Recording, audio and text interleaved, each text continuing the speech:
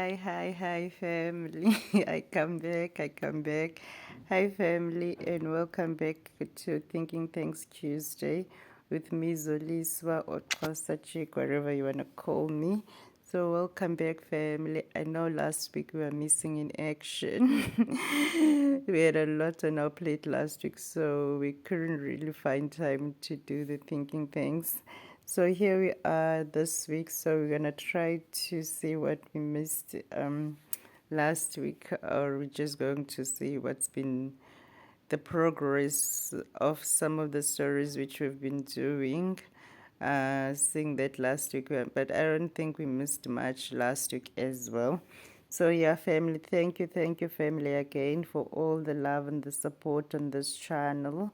Thank you for watching the videos. Thank you for subscribing, and I really appreciate it. And it also gives me some boost of confidence to see that the channel is growing.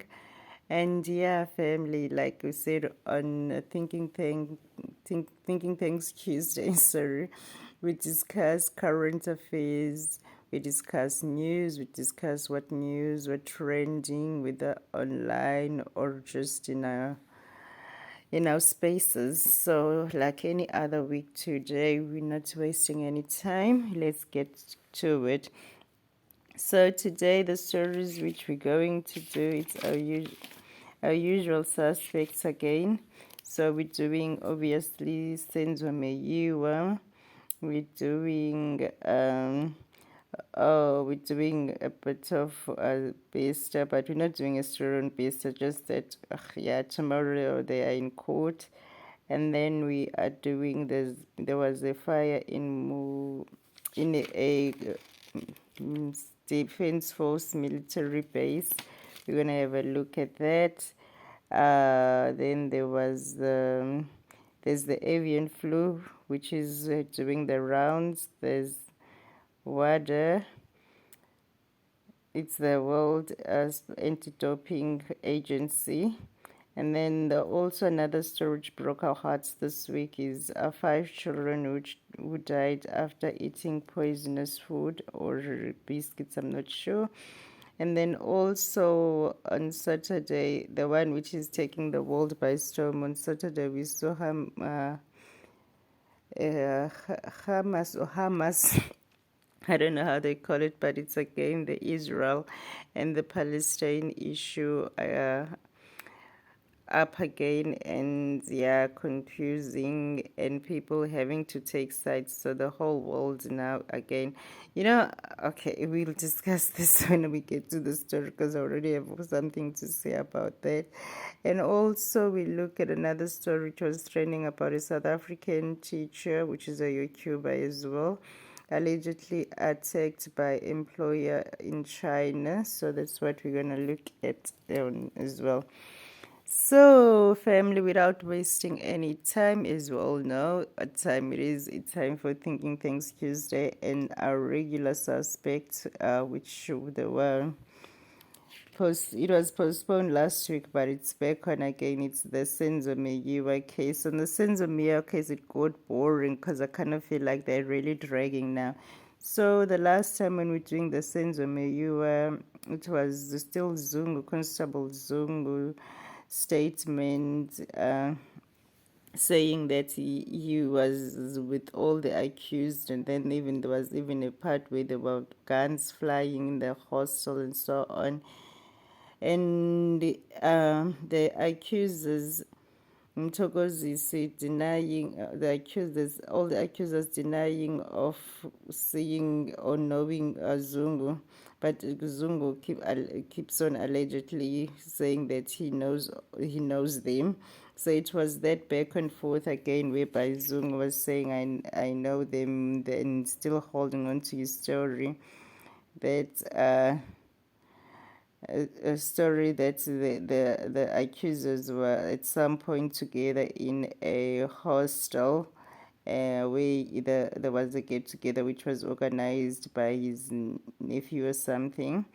So yeah, and then there was also guns going around Zungu gave gun to be cleaned, and also there was okay, when he was asked why was his gun or not on him, and why was so his statement was he gave the gun for maybe the nephew to go clean it. I don't know. So the defense was trying to show that Zungu's statement is not consistent. It's got a lot of holes in it, and yeah, so we can't really take his statement as truthfully. So it was at the hostel dinner. Okay, that was still what was going. Also, there was also a photograph which was doing the rounds. Remember when we adjourned before? It was because of the lawyers going through the evidence again. So there were photographs and so on. There were photographs in motor vehicle photo, and also the cars which were used, because apparently the motor vehicle was a Polo, and then there was also an Uno. Oh, gosh, it's a mess. I can't even try to summarize it. I just can't, because the only thing which I'm getting is Zungu, which is the constable, is still standing to his word that he knows the accusers. They were at some point all together in that get together, and there was also whereby his gun, and I don't know who else's gun. And also the questions which were asked was, why did you take so long to report this matter? If this happened in 2014, why some people were wrongfully arrested for this and all of those, but you here, you know that what happened, that some people were even confessed to him, saying that yeah, they did it or whatever. So let's say there, after 2 weeks, there was a break, remember, we were on recess, so we took a bit longer since complete hogwash. That's how one of the defense lawyers has described Constable Senzo Zungu's testimony in the Senzo Meyiwa murder trial. Last month, Zungu gave damning testimony that implicated all 5 accused in the murder of the Bafana Bafana captain, placing them at a hostel in Fort Lawrence on the night in question. The defense insists he's lying to the court, but Zungu stood his ground. You see, as we said again, trial has been adjourned. The defense asked for more time to go over a statement from another cell phone expert who is meant to take the stand, resumed on Monday. So that was last week. And then this week, forensic analyst Fenis Masetla is expected to return to the witness stand in the High Court, Pretoria, when the Senzo Meyiwa murder trial resumes this morning, which is today on Tuesday. Masetla has testified about DNA evidence from virus swabs obtained from the crime scene, excluded from, and then there were also people which were excluded from the DNA swabs number 2 and 3. DNA do not, okay, no link between. Like, one thing which was surprising, there were no link between DNA swabs of the people in the house. So yeah, it says DNA collected from the infamous hat at the murder scene does not match any of the suspects. Forensic expert Mampesha Masetla provide information. Okay, oh gosh, the Mampetla was testifying in Pretoria yesterday. He continues giving evidence this morning. Okay, that's what we gathered. So last week we got the whereby it was still hogwash and so on, and Zungu still saying that the accusers, as we said, they were together.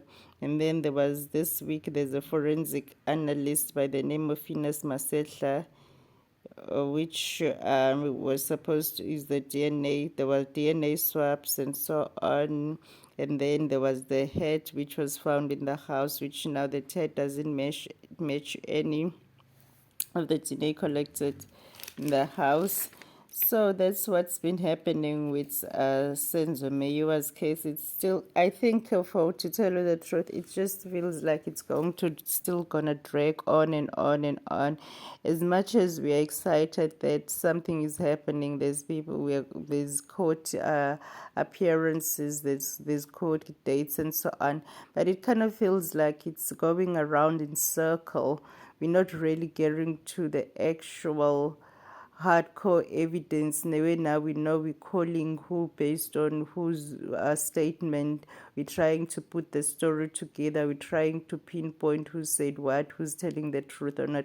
It seems like we can't get to that because now we even get more confused about how did these accused meet? How are these people which are here now connected to the story if then the DNA evidence doesn't link them into the whole scene? So it just leaves you more confusing and more like, are these people seriously thinking that this is how they're going to find justice? And do they think they still have all the precious time which they are wasting to try to get to the bottom of the story? So that's what's been happening, and hopefully eventually somebody will be able to crack the case and will see who will see or will know who killed Senzo.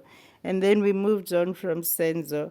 And then our another regular suspect story, the Bester saga. So Bester, they've been quiet, as you all know.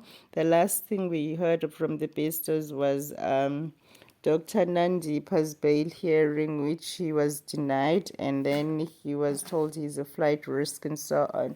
So tomorrow, which will be Wednesday, they will be in court, and I think this time they'll all be in court.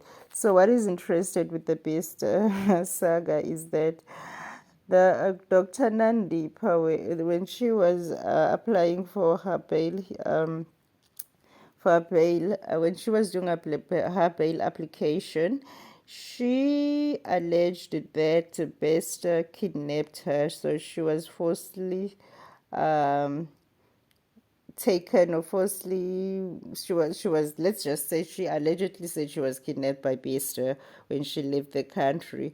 So now I want to see tomorrow when they meet, how is the vibe going to be?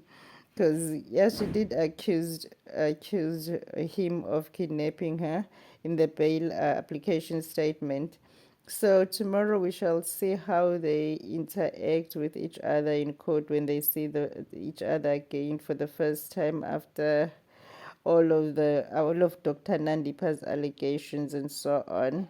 That's one court. Sorry, that's one court hearing. We're looking forward to see tomorrow, which is your best, how the lovey-doveys are going to be together.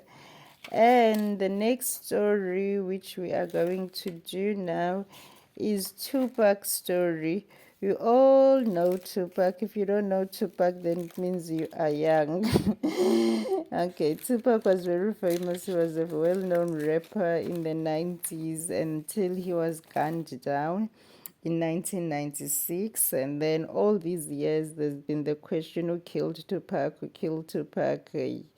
So it apparently happened that last week again, Nevada police arrested a man they believed ordered the murder of rapper Tupac Shakur 27 years ago. Dwayne Kefa D. Davis is accused of plotting the youngster's death after he got into a fight with his nephew at a Las Vegas hotel. That's who killed Tupac, John Kefa D. Davis. That's the man. So a few months ago, I don't know whether it was a few months or last year, there was a video document about the murder of Tupac. And so my guy, John Cafferty, was also in the document. I don't know whether it's something he said in the document or what, which which placed the spotlight on him. But yeah, we've got somebody which is arrested for killing Tupac after 27 years of the big question. But others which know say that there might be more to the story of Kefati killing, ordering Tupac to be killed because he might have worked with other people. He might not have been the only one. So by that one, we shall see again. And on another heartbreaking story now, a total of 5 children have died from suspected food poison. So that's the other story which was painful this week. So from last week on, we've had stories of how children, but this one, which I don't understand, it's not children which are from the same place. It's like different places from what I've heard.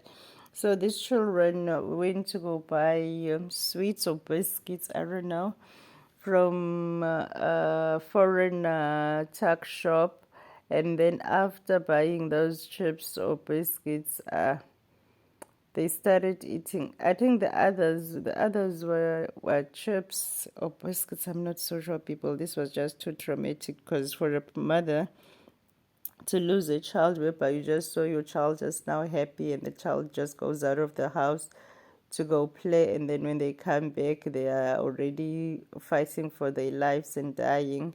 It's not cool. So the children, the ones which I heard, is they went to go play, like 4 year or 2 year olds, like small children. So this children, they went to go play, and then after playing, maybe they decided that they're going to go buy chips, and then after buying the chips, when they started eating the chips, I don't know whether they started not feeling well because one was brought home. By the time he was brought home, he was already falling and losing balance, and yeah, so they threw water on him. They tried to resuscitate him, but nothing worked. So that one passed away before even going to hospital, and the other started also falling sick in between. So other people, they suspect rat poison, because maybe that could be like, I'm not saying it is, but I'm saying maybe what happens if you've got a tuck shop and you're trying to keep rats and mice away from your stock, so you'll buy that rat poison and throw it maybe behind your things, behind your cupboards and so on. But what happens if that powder now touches one of the packets or touches one of the sweets, and as a shop owner, you were not even aware that some of the drops from the red poison fell onto the sweets. So yeah, people, that's the sad part this week of how mothers lost their children from food poisoning. And then our next story, oh gosh, we've got avian flu. Avian flu, I hope I'm saying avian flu outbreak in South Africa. The current avian flu outbreak in South Africa has threatened the country's supply of poultry products, especially eggs and chicken. Some supermarkets are now limiting the number of eggs consumers can buy, and it might take up to 6 months to recover. So the new currency now, hot property in South Africa, is eggs. So we might end up not having English breakfasts because there's the avian flu outbreak in South Africa. In some stores now, they monitor how many eggs you can take. So there's a shortage. All in all, it means there's a shortage of eggs because birds or poultry is dying. There's a virus which is killing birds or poultry. That's what it means. So we we are okay. We are out of eggs, or we're not gonna be eating eggs in a while, or all of those which will be eating is eggs. I'm sure it will be expensive. Now imagine if you've got a baking company, you need the eggs to bake, and how are you going to play around whereby you are rationing eggs? What happens when you've got a lot of orders which you need more eggs? And on top of that, how are you going to make a profit when you're going to take the profit which you'll be making to go pay eggs for it? Because now people are just going to do business for them to just stay afloat, just to have float, not to make a profit, just to be there to say I've got a business until eventually things get back to normal, if they ever do get back to normal. And yeah, so eggs are the new hot property now, so you must not undermine the chickens. The chickens are in charge. And what else do we have? Oh, another story which was making headlines. Okay, there was fires, field fires in Northern Cape, and those field fires eventually got to the South African National Defence Force Luhatla SA Army Training Center. It says here, SANDF battled Luhatla Army Training Center fire that has claimed the lives of 6 soldiers. Army Combat Training Center in the Northern Cape says the fire started, I don't know, I think a few days and it spread from a local mine. Some soldiers have been evacuated from areas where the fire was still raging. 3 members of the army who were injured in the fire remain in hospital. Yeah. So that's what's been happening. There was another base, a training base, SA Army Combat Training Center in the Northern Cape burned down due to wildfire. And also on the same day, because the fires have been going on, I've seen them. First, it was showing how the farmers were affected by the fire, because most of the farmers were also affected by the fire, and they lost the kettles and crops as well. And yeah, so it's bad. Hopefully something will come through. But running a farm is hard. Imagine doing all the hard work for 6 months, and when it's almost time now to harvest, then the fire breaks down and you've got nothing to harvest, whereby you have been putting the work all the time. It's hard. But anyway, condolences to the family of the soldiers which passed away. Hopefully, may their soul rest in peace. And yeah, and now what's left, the South African National Defence Force must just clean up now. That's what's left, and try to evaluate how much damage was there and how much the fire is going to cost them, because we all know that the Defence Force already doesn't have money. So yeah. And then the next story now, which we also found interested online, was the YouTuber by the name of Nolusindi Sotleko, who was forced to leave China following a viral video. So it says here, a South African kindergarten teacher allegedly attacked in a Chinese school in Shanghai fears for her safety and those around her. Nolisundi Sotleko was forced to leave China following a viral video showing how her employer allegedly physically assaulted her. In the video, titled My Worst Year Abroad, Cloak alleges the school's human resource manager punched her in the face, leaving her bruised. So I'll just put the link of the story. I think I saw her YouTube channel somewhere. I'll just try to find the link of the YouTube channel video, and then I'll just put down here, then you can hear the story.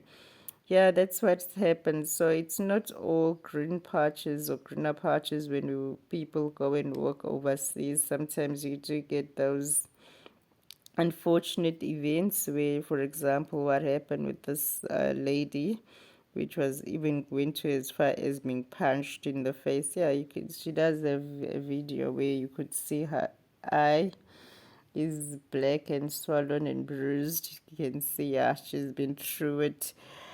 And so hopefully she will be safe. And people which work, which go and look for work overseas or which take opportunities overseas need to protect themselves and know that it's not always beautiful moments. There's sometimes whereby you meet evil people which might take advantage of the fact maybe you are not even in your country, so there's nothing you can do.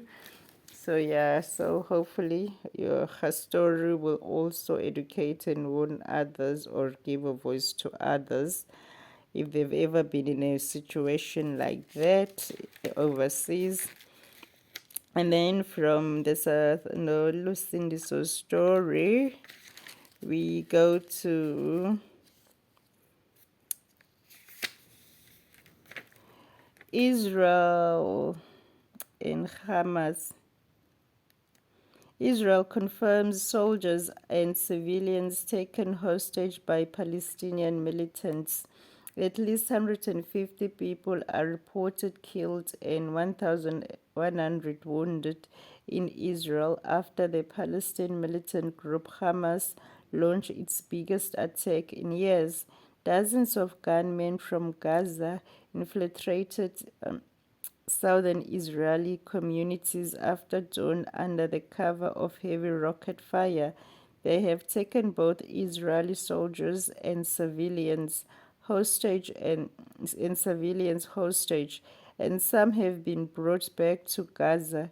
Israel has responded with a wave of airstrikes on Gaza that have killed at least 232 people and wounded 1,600, the Palestinian Health Ministry said. Israel media reports say the death toll from Saturday's attacks by the Palestinian militant group Hamas has passed 900 people. That's after some 100 more bodies were found in a small farming community near the Gaza border. Israel's Prime Minister Benjamin Netanyahu has said some Palestinian militants are still at large on Israeli territory and that the ongoing and that the ongoing strikes on Gaza Strip are just the beginning of a large operation. So yeah, that's what's happening. That's what's happening in Palestine and in Israel. So Israel was founded in 1948. So you know the story that Israel was given that space it was given Palestine as part of their own piece of land as well. And then when they got there, they took over. And when it's the same thing like colonizing. I don't understand what's different. Didn't they colonize Palestine? I don't understand what's so unique because according to me, Israel wants to colonize Palestine and Palestine refused to be colonized by Israel. That's it. But now we call it differently because white people never do anything wrong. White people are the yardstick of peace, human rights. They do not see anything when they're doing. And also the surprising part is how America and all the other countries reacted towards helping Israel, but then you don't get the same support when it comes to this whole mess between Russia and Ukraine. Because now America, I'm sure there's already American troops on their way to go and help and defend and whatever Israel. So that's one thing which pisses me with this whole world we're living on. Certain people get to decide what's more important, what's not important. Certain people get to decide whose lives matters the most. Human lives are not treated the same on this earth. It depends. Let's just say maybe Israel's got money. That's why everybody's willing to go defend it and the other country, and then they can't interfere between Putin and Ukraine because they are scared of Putin. Because if they were not scared of Putin, they would have helped Ukraine with what you call it, with force to go and attack Russia, but now they are scared of Putin. If they help Russia, if they help Ukraine, then which means that Russia is going to use the other, which he's got alliances with, to go bomb whoever they want to bomb. Unlike now, whereby America, this happened on Saturday, but there's already operations going on to go help Israel. I'm not saying what is happening to humans, it's fine. I'm just saying that the ones which make decisions, they surely know how to be biased when it comes to human lives. They know how to be, because we've got all of these places. We've got now your mini Ukraine Russia war, which nobody seems to find a solution for. But the only solution which is good enough for Palestine and Israel is attack, attack, attack. How long? It's this crisis, or whatever they call it, conflict between Israel. They don't even call it a war, it's a conflict or whatever. Gaza Strip conflict has been happening for years and years and years, but nobody seems to come with the solution. The only solution is bang, bang, shoot, shoot, kill, kill. Now they are stuck with the Russia and Ukraine problems. They can't solve it because they don't know how to solve things without using force. So yeah, that's what we got from your Hamas. I am not involved. I don't take any sides. I know the world is divided into pro-Palestinians and your Jewish and Israels and whatever is going on.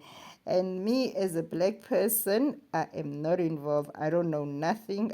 I'm still dealing with um, traumas of slavery. I'm still dealing with traumas of colonization. I'm still dealing with traumas of being a black woman. I'm still dealing with my own traumas. I can't get involved with what's happening in Palestine or what's happening in Israel. I'm sorry. But then when it comes to the leaders of this world, surely somebody gets to decide what's more important. And if it's not that person's cup of tea, then you will die like flies. But then if you are important or you matter to whoever is in charge, then all the help in the world is gonna go to your rescue. Anyway, we moved. The next story is the South African flag faces potential. Okay, this one is news. The South African flag faces a potential exclusion from the upcoming Rugby and Cricket World Cup this month unless the country's national anti-dope agency rescinds declaration of non-compliance. So yeah, that's one of the boobas of South Africa. Apparently, there's in our policy, there's we do not meet with the anti-doping standards or something on those lines. So now, the last thing when I was during the day, the Minister of Sport was giving the Minister of Sports, Arts and Culture was giving a brief a media briefing. Oh God, I was giving a media briefing on the issue. So from what I've heard is that they will appeal and so on. And then when they were asked about, okay, how is this now going to affect the other World Cups which South Africa is playing? For example, there's something about cricket, and also there's the Rugby uh, World Cup also going. So it means the South African flag faces potential exclusion. So I don't know what this really mean. And from what he said, that yes, they have appeal and all of those things, and then maybe this might, I don't know, this might be resolved not immediately, but then they have been in communication trying to solve the matter. Yeah, we always wait until the last minute in South Africa when things go really, really bad. And then that's when you want to fix things. Do you want to tell me that there's nobody in these offices which are the policy reviewers? Because one thing about the law, it changes all the time. So you need to have an in-house legal expert, which the only thing they do is to follow the legal matters. If there's a certain amendment in certain policy bill and so on, they need to update the policies to go in line with that. So for us, as for South African sports and arts and culture, not to have all of the ducks in a row, I don't understand, because believe you me, I wish someday I could just spend a day in an office space where I could see how a government department is run on a daily basis. Just to go, even if it's just home affairs, to go see, okay, this is how the Department of Home Affairs is run on a daily basis. Because I strongly believe that, yeah, you can't tell me that we're paying so many people, we're paying so many consultations and consultancies to give us better work, or to give us better services, and we're still failing as a country. Because you don't, if as a department you feel like you can't do this, you don't have to do it yourself. You can find a service provider which can do it for you, and by the time when you pay that pro service provider, you know that you're paying them for something which they've done, they research, it's up to date with the world standard and so on. I don't know what's difficult with South African government not seeing that if they can stop hoarding important positions and give the positions to people which will appreciate them, to people which will know what they're doing, to people which are supposed to be doing those kind of work, then everything will be perfect. But to take somebody who doesn't know nothing, who doesn't know how to do the work, and go make them a head of a department, whereby you know at the end of the day this person doesn't even know how to file a basic file, but then they're gonna get paid your 19,000 rand a month just because they got the right connections. It's not fair.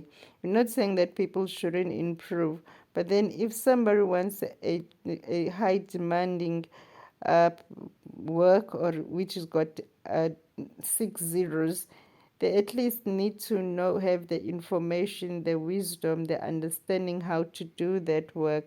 Because it's not nice to find out we are paying people, but the work is not being done. And every time when we are left with